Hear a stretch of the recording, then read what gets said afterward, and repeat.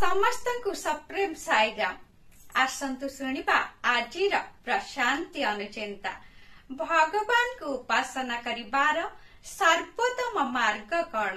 भगवान आजी एहाकु प्रेमपूर्ण भावरे वर्णना करिछन्ति, जहा द्वारा आमे तांको प्रति आमर श्रद्धा और सेवार पूर्णता आनी पारिबा। भगवान हेउछन्ति सर्वविद्यमान एवं से जेकोसी रूप मध्य धारण करि पारन्ति। एही सत्यता को अनुभव करिबा और समस्तक भीतर थिबा दिव्यत्व को ग्रहण करिबा आम पाई उत्तम हेब। जे मध्य जेकोसी रूपरे आम पाखकु आसी आमर प्रेम और आदर आशा करे ताकु सेही परि प्रेम और आदर सत्कार करिबा आवश्यक। जेपरि आमे भगवान का प्रति प्रदर्शन करुछु। भगवान समस्त जीव जगत भीतरे स्थिर भावरे रहिछन्ति। जेतेबेले तुमे जाहाकु मध्य देख ताकु सम्मान दिय, जेपरि तुमे भगवान को सम्मान प्रदर्शन करुछ।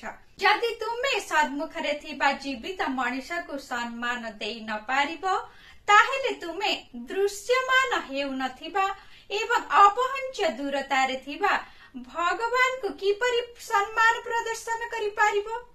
तुम माता एवं पिता हेउछन्ति प्रथम व्यक्ति जहांकु तुमे भगवान भावरे सम्मान प्रदर्शन करिबा उचित। तुम माता एवं पिता को हतादर करी भगवान को सेवार संपूर्ण समय विनियोग कले मध्य ताहा मूल्यहीन अटे।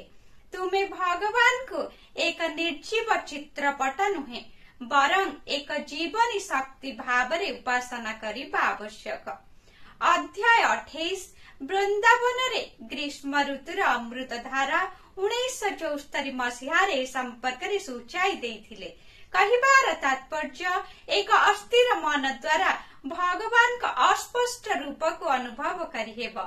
एक स्थिर मन भीतरे भगवान का संपूर्ण रूप स्पष्ट भावरे रही थाए। जय साई राम।